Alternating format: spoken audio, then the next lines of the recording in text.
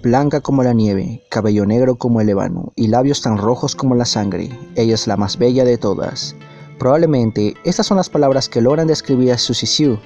Cuando hablamos de artistas importantes dentro de la historia del punk rock, siempre consideramos a Johnny Rotten de los Sex Pistols como el rey del punk. Sin embargo, si Johnny Rotten es el rey del punk, Siouxsie sería la reina. Ella es Siouxsie Sioux.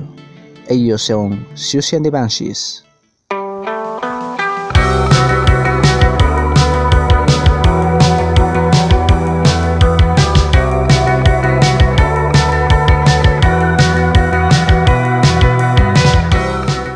La historia de Siouxsie and the Banshees empieza como la historia de muchas bandas jóvenes, pero si tenemos que hablar sobre Siouxsie and the Banshees, tenemos que hablar sobre Siouxsie Sioux y Steve Severin, quienes han sido las dos cabezas que han conformado este proyecto hasta la actualidad. Janet Susan Ballion nació en Chislehurst, Inglaterra, ubicado en el corazón de Londres y conocida por ser un suburbio soñoliento. Su familia, al igual que muchos jóvenes ingleses, pertenecían a una clase obrera. Janet había nacido en 1957, y era lo suficientemente vieja para atrapar el viento del cambio que alteró la vida de 1 millón de jóvenes durante los 16, pero demasiado joven para ser parte de ello. A la edad de los 14, su padre, el cual trabajaba como doctor, murió de cirrosis debido a sus problemas con el alcohol, por lo que gran parte de su adolescencia la vivió junto a su madre. Parte de la música de bandas como The Doors, David Bowie, The Velvet Underground formaron parte de su vida. Desde niña, Siouxsie siempre destacaba por ser una niña solitaria, al punto de no tener una relación ni con sus padres ni con sus compañeros de escuela.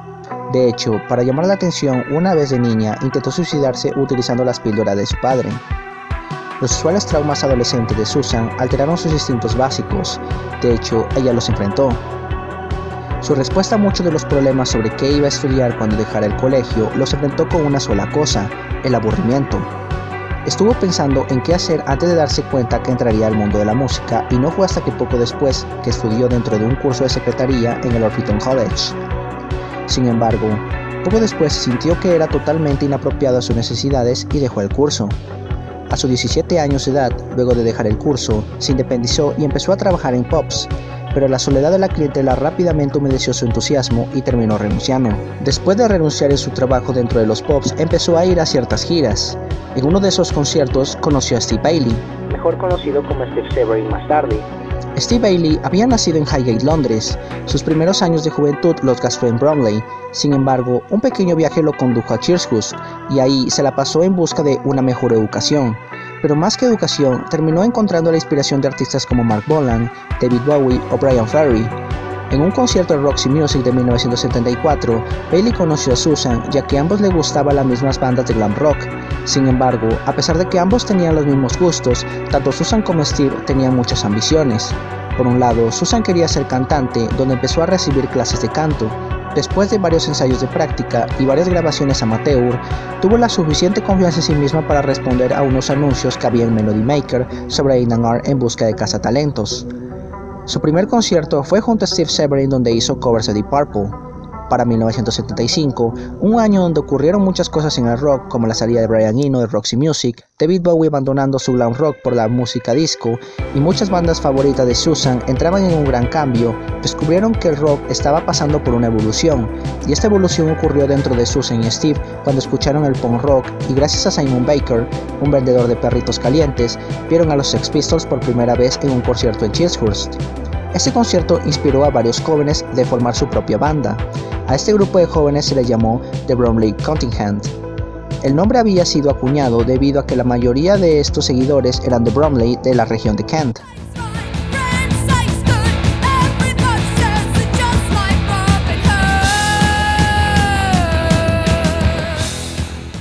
Luego de este concierto, Rob Watts, promotor de los Sex Pistols, se acercó a McLaren, manager de Sex Pistols, para que sea la cabeza de 100 Festival Club. Cuando varios de estos seguidores descubrieron que los Sex Pistols y The Clash iban a tocar dentro de este festival, Susan y Steve se acercaron a McLaren para decirles que iban a tocar en una banda para el festival. Para eso llamaron al guitarrista Mark Perroni y Sid Vicious para formar Siouxsie and the Banshees, donde Susan se llamaría a partir de ahora con el apodo de Siouxsie y Steve Bailey como Stephen Havoc. El nombre estaba inspirado en la película de Cry of the Banshees, una película que fue muy aclamada en la era del punk. En este concierto la banda hizo covers de The Rolling Stones, pero la banda había creado su propia canción llamada The Lord's Prayer, acompañado de los gritos de Siouxsie y los instrumentos que convierten ese tema en una obra vanguardista y experimental.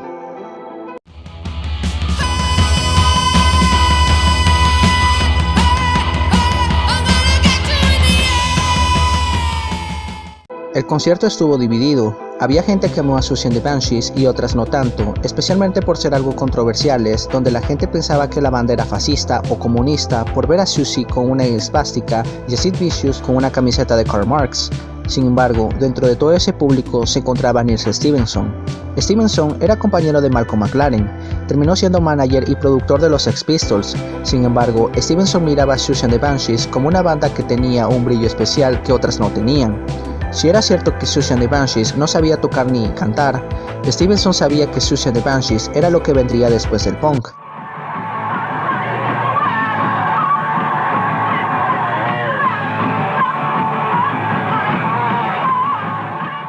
Luego de este concierto, la banda se enfrentó a su primer problema: encontrar un nuevo guitarrista y baterista.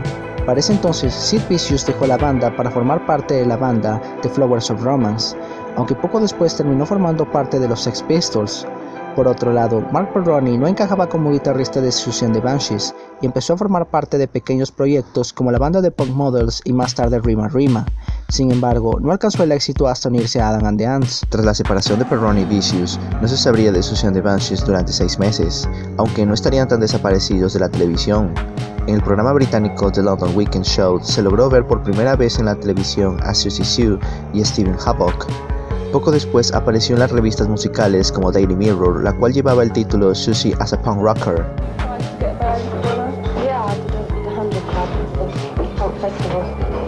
Siouxsie and the Banshees. What did you sing? The Lord's Prayer via Twist and Shout, Knocking on Heaven's Door, and a bit of Deutschland, Deutschland, Über alle. What went down the verse? All of it. It got boring in some parts, but it picked up. And you were singing? Yeah. Had you sung before? Not on stage, no. Did you think that was important? No. I think it was back. Cuando la banda llevaba meses sin hacer conciertos, volverían a los escenarios como banda de apoyo de los Sex Pistols, y en donde Stevenson terminó siendo despedido por McLaren. Esto le dio la oportunidad a Stevenson de ser el manager de Siouxsie and the Banshees y ser A&R para un sello discográfico donde empezó la banda a hacer sus primeras demos llamado Track Records. Siouxsie también cambió su nombre a Siouxsie y Stephen Havoc por Steve Severin, gracias a una de las estrofas de la letra de la canción Venom in Force de Velvet Underground, en donde había un personaje llamado Severin. Además de eso, la banda contrató a Pete Fenton en la guitarra y a Kenny Morris como baterista. Estos dos nuevos miembros tenían algo en común con Siouxsie y Steve, y era que ellos tampoco sabían tocar los instrumentos. Por una parte, Morris odiaba tocar los platillos, y Fenton, si era cierto que sabía tocar el bajo, nunca supo cómo tocar la guitarra.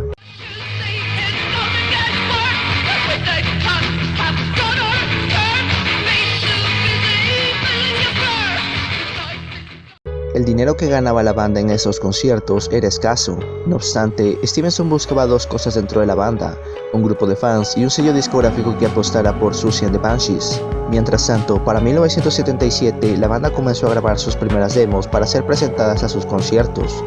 Dentro de estos demos se encontraba 20th Century Boy, Captain Scarlet y Bad Shape. Sin embargo, la canción que tuvo más éxito fue Love in a Void, una canción que parecía ser una crítica de ciertos aspectos de la sociedad, especialmente en lo que respecta al amor y las relaciones.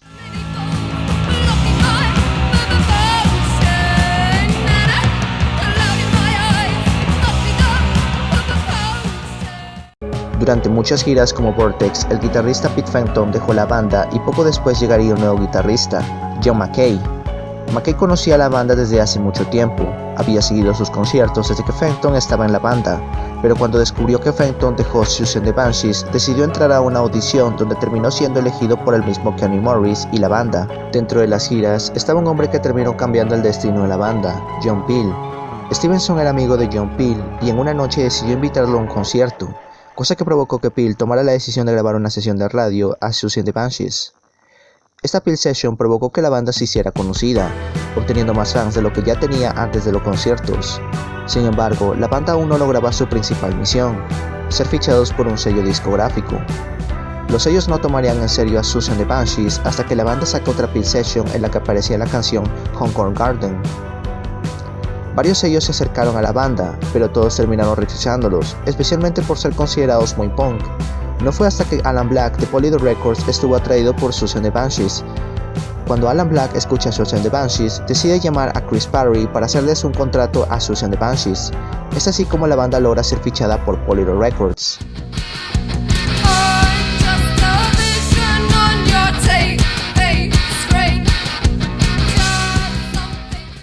Luego de que la banda logra cumplir su visión, es decir, ser fichados, Siouxsie and the Banshees tenía un nuevo objetivo: tener una canción que alcanzara los primeros puestos en Reino Unido. Para 1978, la banda tenía pensado lanzar la canción que había grabado anteriormente, Hong Kong Garden. Para ello, comenzaron a encontrar un productor acorde con las ambiciones de la banda. Al inicio, la banda tenía pensado traer a Bruce Albertine, sin embargo, terminó por traer a Steve Lillywhite. La canción inspirada cuando un amigo de Siouxsie y ella entraron a un restaurante chino y miraban cómo los empleados sufrían de racismo por varios skinheads, alcanzó los primeros puestos en Reino Unido, algo que en la misma banda esperaba.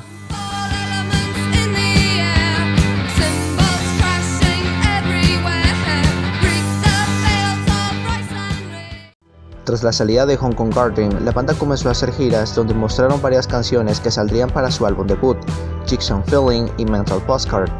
Estas giras fueron apoyadas por Spice Oil, una banda inspirada del Hazlo Tú Mismo, al igual que Siouxsie, y la ex-Velvet Underground Nico, y una banda muy adelantada a su tiempo como The Human League. Para finales de agosto, mientras la banda continuaba haciendo giras, ya tenían listo The Scream.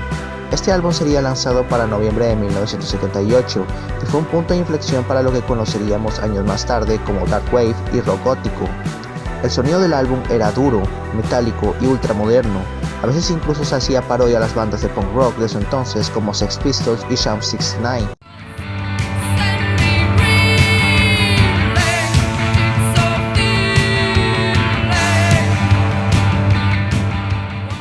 Si era cierto que dentro del álbum no estaba Hong Kong Garden, nos podíamos encontrar temas interesantes como Carcass, el cual tenía una temática macabra sobre un asesino obsesionado con la carne humana.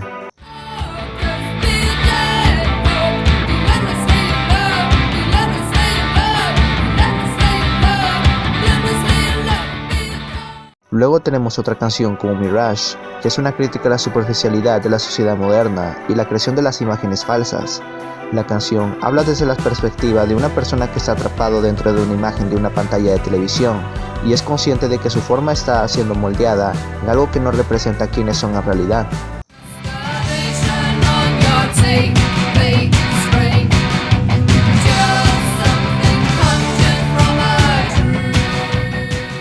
Tras el lanzamiento de The Scream, Siouxsie and the Banshees no volvería a las giras hasta enero de 1979. En uno de esos conciertos de principios de año, mostraron nuevas canciones como Placebo Effect, Playground Twist y Me Too Geisen. En el entonces que la banda presentó estas canciones, tuvieron planeado lanzar The Staircase Mystery. Sin embargo, la publicación de este sencillo fue retrasado para marzo de ese mismo año. Para el entonces que la banda lanzó esta canción, cambiaron de productor. Steve Lillywhite se fue y terminó entrando Mike Stavro, conocido por ser productor de Dandy in the World of T-Rex. También Stevenson se convirtió en productor de la banda. Sin embargo, esta decisión no terminó por gustarle a John Mackey y Kenny Morris, ya que sabían que Stavro no estaba interesado en Siouxsie and the Banshees. Esta fue una decisión que años más tarde terminó lamentando Stevenson.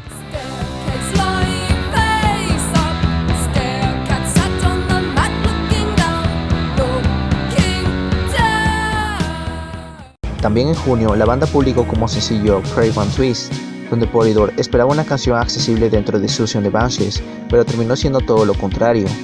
La canción, con los gritos de desesperación de Siouxsie, representaba de manera metafórica las dinámicas complejas y las luchas de las interacciones sociales, especialmente dentro del entorno de juegos. La canción aborda temas de poder, vulnerabilidad, conformidad y las consecuencias de la superficialidad. Una vez, el periodista Roy Carr dijo: si Ingmar Bergman produjera música, sonaría en algo similar como esto. Sin embargo, el cine de Bergman es muy tranquilo comparado a los 3 minutos salvajes y disonantes que busca crear la banda en esta canción.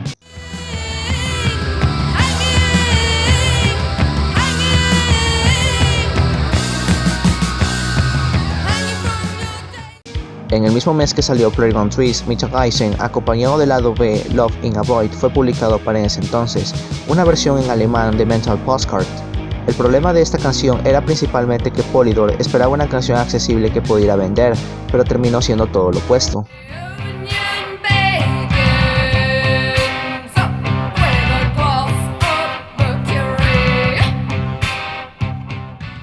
La publicación de esas 3 canciones fue el resultado de lo que sería su segundo álbum, un disco violento y ruidoso. Esas canciones fueron mostradas en una tercera sesión de radio hecha por John Peel, donde dejaba entrever cuál era el nuevo sonido que quería la banda para el segundo trabajo. En septiembre de 1979, John Whitebury, un compañero de la universidad que Morris trajo para diseñar la portada del segundo álbum, decidió mostrársela a Siouxsie and the Banshees. En la portada aparecían unos niños de la segunda comunión rezando. Sin embargo, terminó siendo reemplazado por 4 soldados, esto debido a que no se sabía de quién era la portada y podían recibir una gran demanda por derechos de autor, lo que provocaría el fin de la banda. También fue reemplazada debido a que la portada era muy religiosa para Polydor. En el tiempo que Joy Hands se publicó, Siouxsie and the Banshees atravesaría tiempos difíciles. Por un lado, creció la tensión entre Morris y McKay con Sue y Severin. El favoritismo de Nils hacia Siouxsie y Steve tampoco ayudaron mucho a la banda. Todo lo dicho anteriormente provocó la división del grupo. El disco fue producido por Stevenson, sin embargo, Stavro le echó la mano a Stevenson en los controles.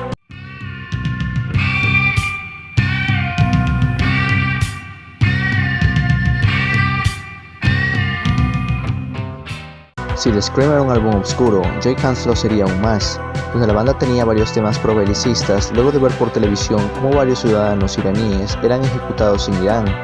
Aparte de eso, el disco incluyó la canción de 14 minutos, The Lord's Prayer.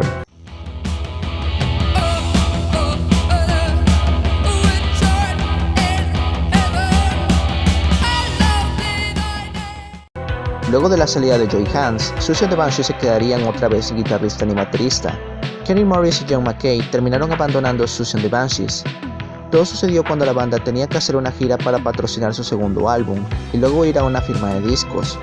En dicha gira estaba como banda de apoyo de Cure y ya desde el puro inicio se podía ver que McKay y Morris no querían estar ahí.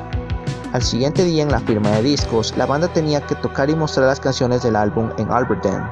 Sin embargo, la actitud de McKay no ayudaba en nada y las cosas empeoraron cuando McKay quitó el vinilo de Joy Hands y lo reemplazó por uno de The Slits, algo que enfureció a Siouxsie Sioux.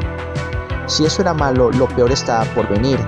Sucedía que muchos fans ese día querían comprar el álbum, sin embargo, Polydor Records no tenía las copias necesarias para poder dárselas a los fans. Afortunadamente, Nils se salió con la suya con una de sus grandes ideas. Había una caja con varios álbumes de The Scream y Joy Hands, los cuales Nils comenzó a vender a los fans con la firma de la banda. Sin embargo, a Morris no le gustó esta acción y sacó la caja ya que decía que estos álbumes estaban destinados a ser de regalía. Siouxsie, llegando a los límites, empujó ese mismo día a Morris, aunque hay historiadores los cuales dicen que lo golpeó, y luego de haber sido empujado por Siouxsie, Morris se quedó callado y se marchó con John McKay para no regresar nunca más. En una prueba de audio para el concierto que darían esa noche, Siouxsie y Steve Severin esperaban a John McKay y Kenny Morris. Sin embargo, esto nunca llegó a suceder, por lo que sabían que esta relación entre ellos había llegado a su fin. La banda en ese concierto tenía solo una opción: pedir disculpas a sus fans y dar una excusa de lo sucedido. Sin embargo, cuando se dieron cuenta de que tenían como banda de apoyo de Cure, le pidieron a Robert Smith que fuera su guitarrista temporal, cosa que al final terminó aceptando. Esa noche tocaron solamente The Lord's Prayer. Sin embargo, los fans de Siouxsie and the Banshees estaban muy molestos esa noche. Fue tanto así que muchos fans amenazaron de muerte a la banda, ya que muchos de los fans de Siouxsie and the Banshees eran punks anarquistas, así que eran capaces de cualquier cosa. Tras lo sucedido en aquel concierto, muchos periódicos publicaban de que el fin de Siouxsie and the Banshees había llegado, pero ¿era realmente tan cierto esto o no?